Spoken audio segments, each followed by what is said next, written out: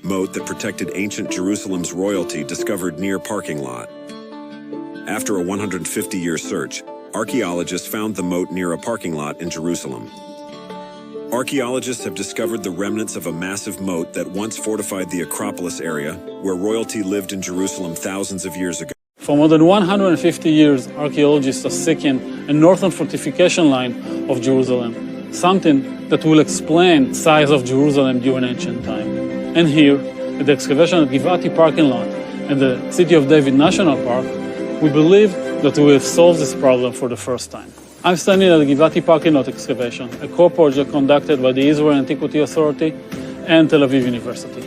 And behind me, you can see this tall vertical cliff, part of what we believe is a massive fortification moat. The moat, a massive rock-cut channel, is more than 30 meters wide, 9 meters tall, and at least 70 meters long. In an attempt to understand the meaning of this dramatic discovery, we went back to the result of previous excavation. The steep, perpendicular sides of the moat would have made it impassable to intruders, according to a statement from the Israel Antiquities Authority, IAA. For the past 150 years, researchers have searched tirelessly for the structure, which divided the city in two.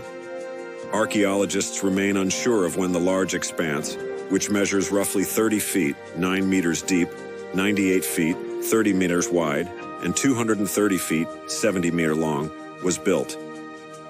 However, they do know that it was in use approximately 3,000 years ago, when the city served as the capital of the Kingdom of Judah, according to the statement.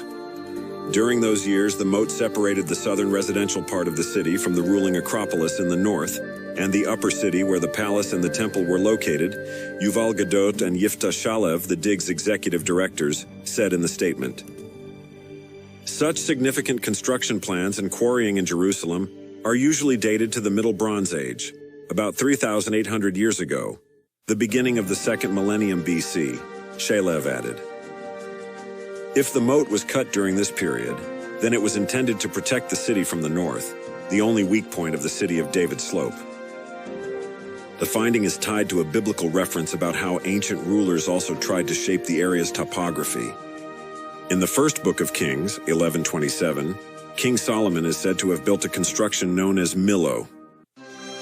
The passage reads, Solomon built up the Millo and closed up the breach in the wall of the city of David his father, according to the statement. Related, King Solomon's mines were abandoned and became a desert wasteland. Here's why. It would have taken a large feat of engineering to construct such a giant barrier, since the project would have involved extensive quarrying that would have reshaped the topography of naturally formed rock walls, according to the statement. In the 1960s, British archaeologist Kathleen Kenyon came close to finding the moat, which is now located near a parking lot in Jerusalem Walls National Park. Initially, she thought the structure was a natural valley, but in fact, it was a continuation of the moat.